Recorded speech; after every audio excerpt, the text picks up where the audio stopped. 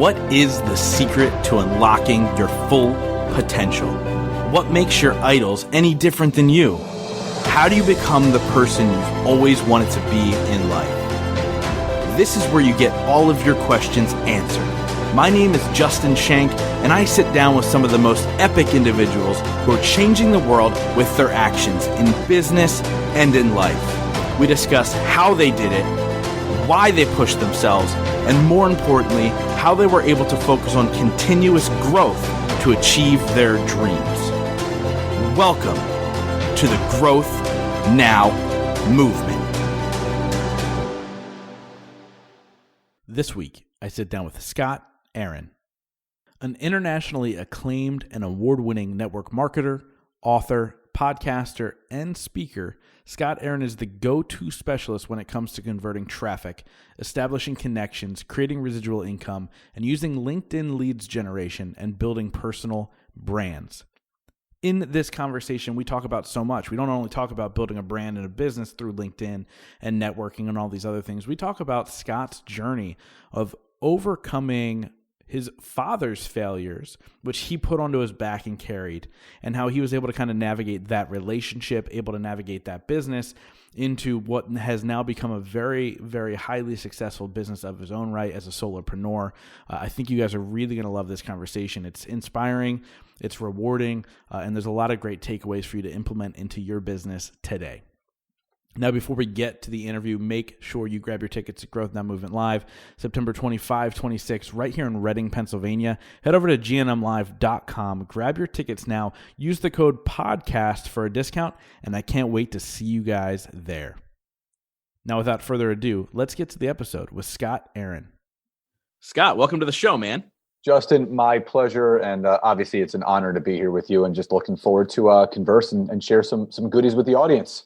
I'm excited, man. You know, you reached out to me on Instagram and you're like, I'm friends with Brooks. I'd love to connect and hear more about what you're doing. And, you know, my audience loves Brooks. They heard him on the show, and he's a guy who we talked about this when we talked on the phone. He's a guy who his message is so powerful, and he's just now getting out there and sharing it. And I saw how powerful it was when I released the episode and people went nuts. And I'm just excited to have him at my event. But, you know, you and I started talking, and I told you straight up, I'm like, I don't swap podcasts, but I'd love to chat.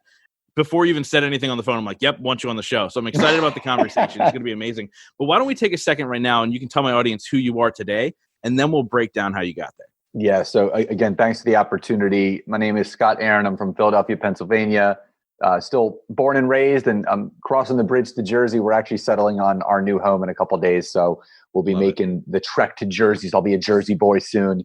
I've been in the health and wellness industry. I was actively there for 18 years as a trainer, sports nutritionist, and gym owner. And then in the most recent time, over the last 6 years, transitioned into online entrepreneurship, business coaching, writing, speaking.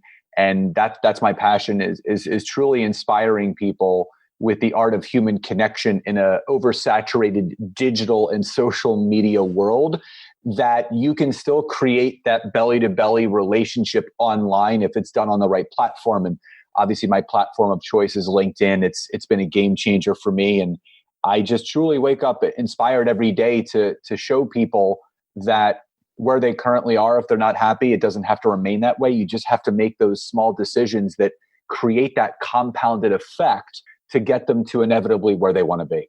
Yeah, dude, I love exactly how you frame that, because anybody who's listened to my show for a while or have heard me on other podcasts, that's exactly what I talk about. It doesn't matter where you come from, and it doesn't matter where you are right now. Sometimes we kind of allow our past to dictate who we've become, and then we continue to allow that to happen, man. And obviously, you know, I know you're somebody who hasn't allowed that to happen. So what was the driving force, you know, as you were growing up to begin this life of what is now empowering others to truly live a good life?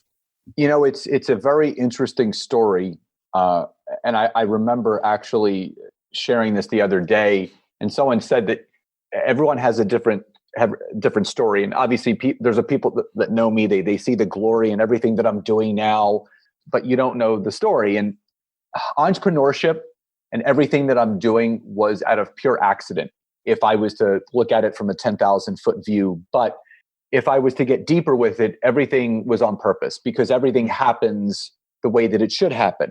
So when I was 18, I was introduced to entrepreneurship in a very, very unorthodox way. My father was an entrepreneur and still is. My grandfather was until he retired, and he's turning 92 this Friday. Nice. My great-grandfather came over from Eastern Europe and was a butcher in South Philadelphia, had his own butcher shop. So entrepreneurship has always been in my blood, but I never knew that I was going to get into it. So my father was leaving and exiting a business that he owned and was transitioning into working for a company in the physical rehabilitation profession. And outside looking in, everything looked great.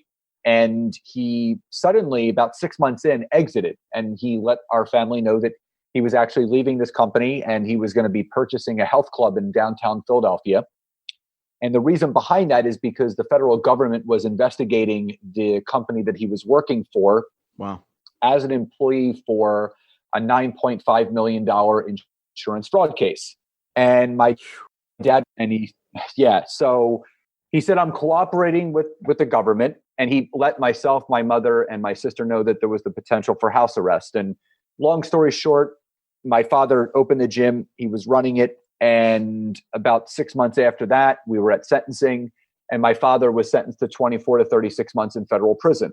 This was my introduction into entrepreneurship. I didn't know it at the time, but my father turned the keys over to me as an 18-year-old kid.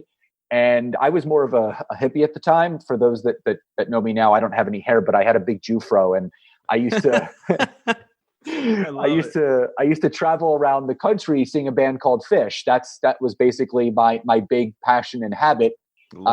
So I tell people the hair came off, the patchwork pants went in the closet, and I had to step into this role of running a business at 18. But what I can tell you is that I've been psychologically unemployable since day one. And I fell in love with entrepreneurship, but I fell in love with health and wellness and creating solutions for people's problems, from becoming a sports nutritionist and a personal trainer and just owning the gym and opening up a second gym when my father came back, and the opportunity we got in 2003 to actually sell both gyms for $1 million, which we did.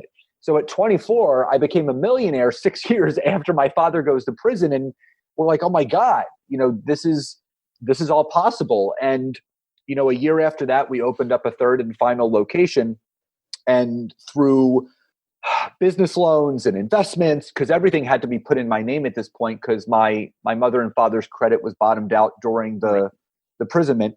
Yeah, so, they're not gonna give him the loan. No. So everything was put in my name. So I ended up $1.5 million in liability debt 3 years after we opened up our final location. So again, I always share it with people that you're always going to be faced with obstacles and challenges. And I relate it to poker. Sometimes you're dealt a hand and sometimes it doesn't look that good, but you have to play it anyway. And you have to make those cards work in your favor. And I have not folded a hand yet. So I pushed harder.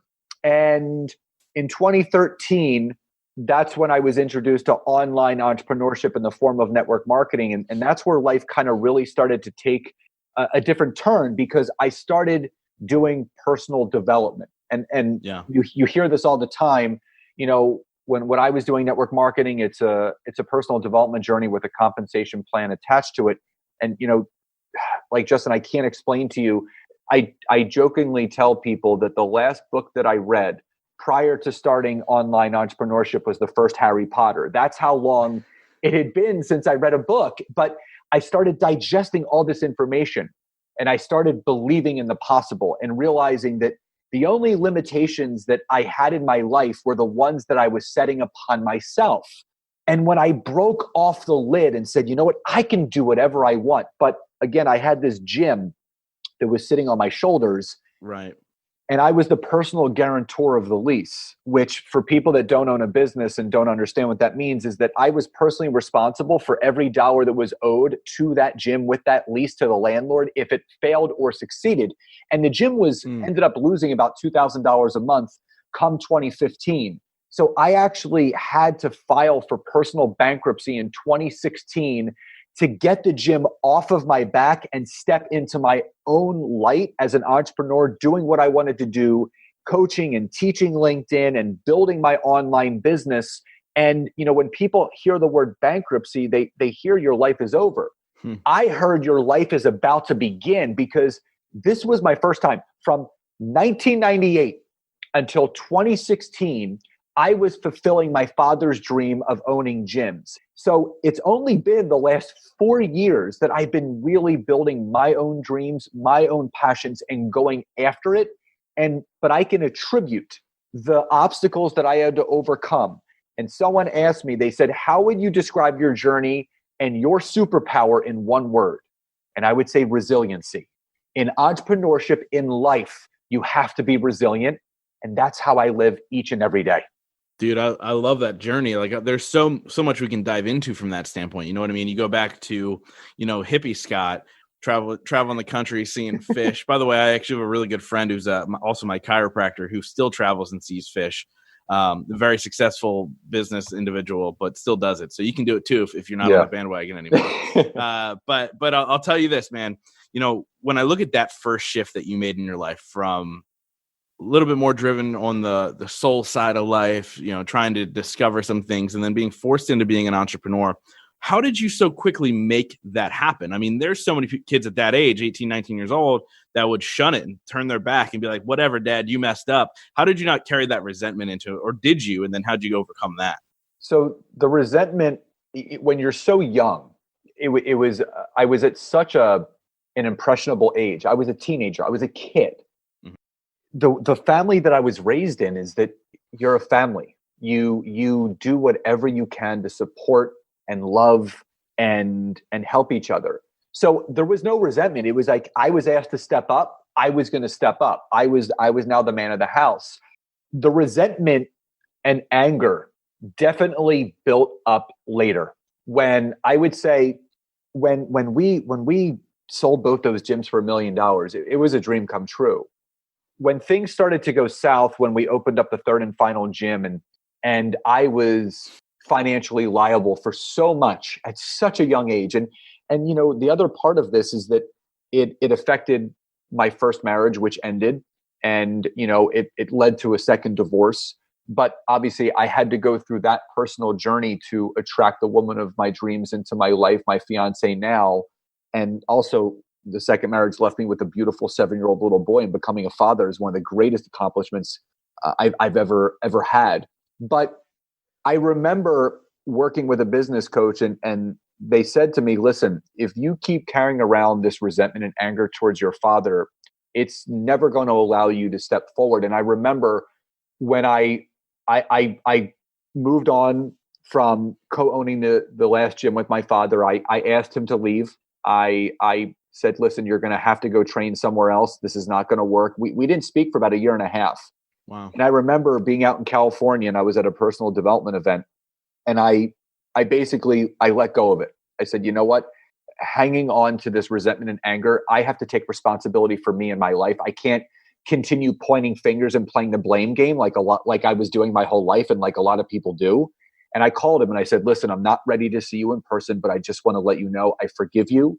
I do not resent anything that happens. I love you. I'm always going to be your son. And when I'm ready to meet, I'll let you know. And it was about another 6 months until we did meet for coffee, and we sat and we hashed it out, and we're good. And I remember the release and the relief that I felt letting go of that resentment and anger, because it wasn't serving me. It was actually holding me back. And I can't describe to you how light I felt when you get rid of that resentment and anger, and you can.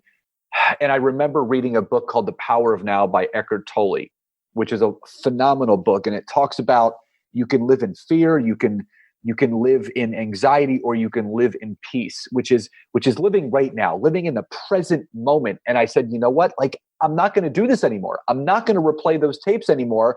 I'm not going to create stories. I'm going to live right now, because we only get one life. And knowing what I know now, there are so many people that are carrying around the baggage of life with them. And you can't run through an airport carrying 18,000 suitcases.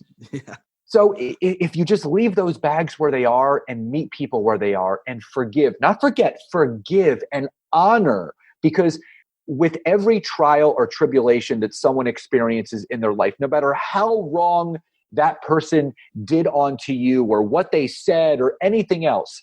It's still your life and you have to take ownership of it. And it's still your life to build, and holding on to that resentment or anger or any of those old stories isn't going to serve you. And I realized this at such a young age, that if I was to truly live my best life, I was going to be responsible for building it myself, and no one else was going to play a role. I had to take ownership of it. Dude, I love all that stuff. And it's true. Like, if we can accept not necessarily blame, but ownership, we accept ownership. I like the way you worded that. You accept ownership for the things around you. Everything starts to kind of work in your favor. And it's really, really amazing to see that. And obviously that's what you did when you took control of that relationship with your father. People think resentment, shutting people out and then going on your own is the way that you take control, but it's not. You know, it's giving forgiveness, it's allowing, it's doing all those things, man. And I love that part of that journey. And you know, I'm actually somebody who, and I'm sure I'll share this on your show, I didn't talk to my dad for 7.5 years. And it was just anger. You know what I mean? It wasn't anything other than anger. And so, you know, to be able to forgive. And then I was just the best man at his wedding a couple of years ago. We're really close now. It's great. So what would you say through this entire journey? Because I mean, you talk about self-development and the journey and the discovery and the events and the coaches and all the things. What are some of the most important things that you've learned in this new light of like self-development? Like, whether it's stuff that you've put into action in your life that a mentor has taught you, or even the things that you invest in your life. So, you know, I believe in all coaches should have coaches, and I still do. You know, there's a saying that when you think you know everything, you know nothing. And you see a lot of these people that, you know, and Chris Harder, who's, you know, a mutual friend of both of ours. And, you know, he says ego can be your greatest overhead. And I always made sure that no matter what was going on, no matter how success was showing up in my life and where it was going, I wouldn't let my ego get the best of me. I would continue to look at people at eye level, because that's how you connect with people. And I really feel that when you start to make certain decisions in your life, they really start to take you down a different journey. And all I can tell you is this, is when you really start to understand that coaching with other people and building your own personal belief, it could take you so far. And there's a lot of people that put the things that they're succeeding in their lives on this, that, or the other. But it really comes down to one thing. And there's a lot of things. This is such a deep question that you asked, but what I know, what has helped me has been taking action. There's people that sit on the sidelines for their entire lives, and they're watching the game of life being played right in front of them, whether it's listening to a podcast or watching a YouTube video or going to an event, or you can get yourself in the game. And I choose to show up each and every day, getting myself into the game, whether it's getting onto someone's podcast or doing a Facebook Live interview, but doing and taking some sort of daily action that is going to move that needle forward is what's most important, because it's not a race. You know, life is a marathon. It's not a sprint. It's moving that needle forward an inch, a yard, however quickly you want to go with it. But I always say to people, as long as you're moving forward, you're going to get exactly where you want to be.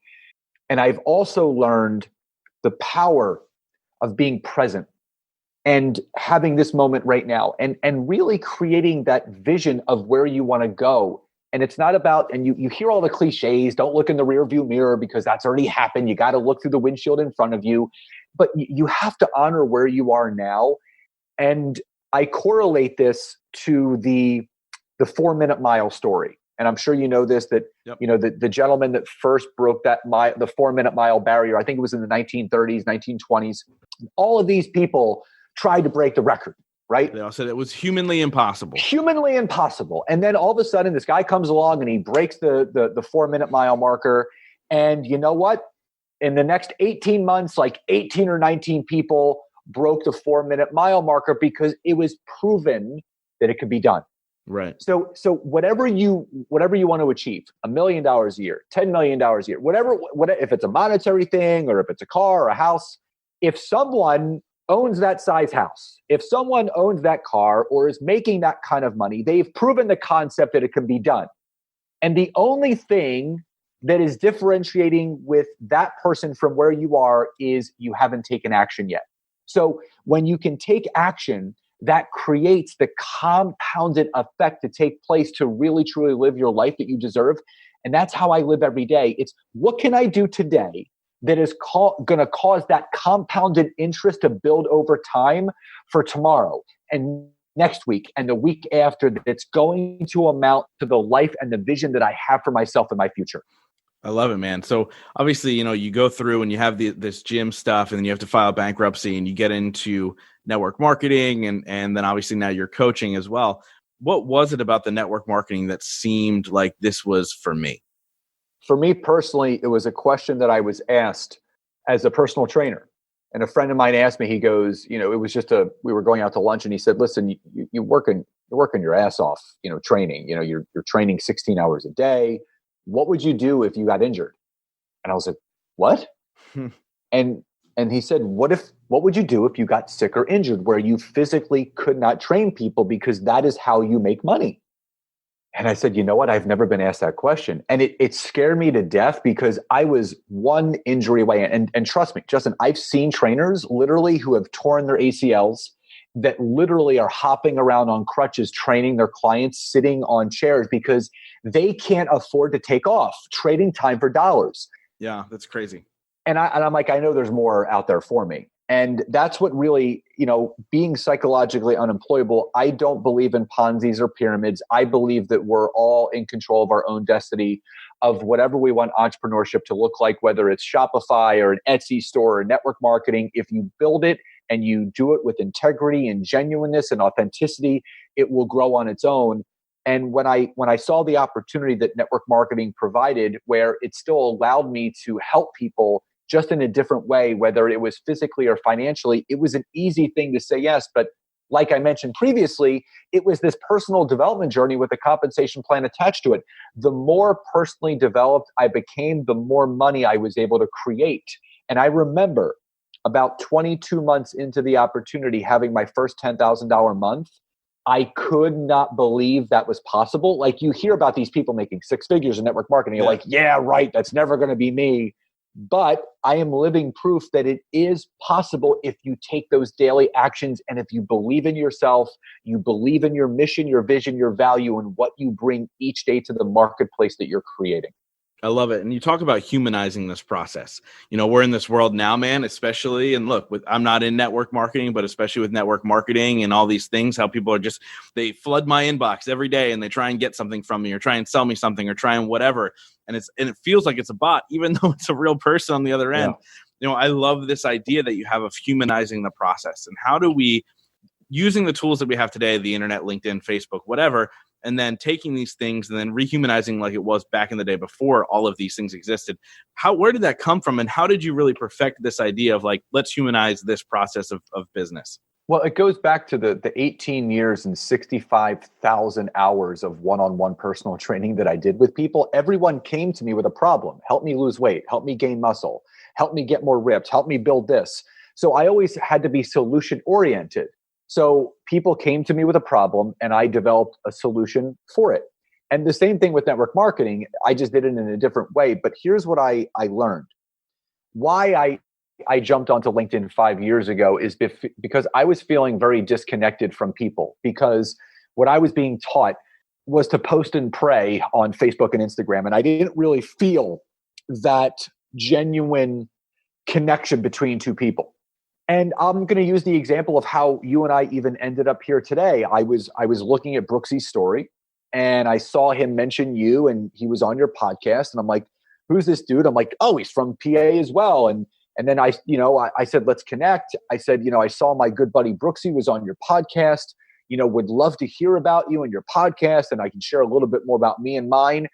And if you break down what I did, it was me being intentional, but showing a genuine curiosity for who Justin is and what he does. Not looking to sell him anything, not looking to do anything more than to let's get on a call and let's learn about each other. And, we spoke for about 40 minutes. The first 20 minutes was you and I talking about the Jersey Shore and all the connections we had with the different people that we knew.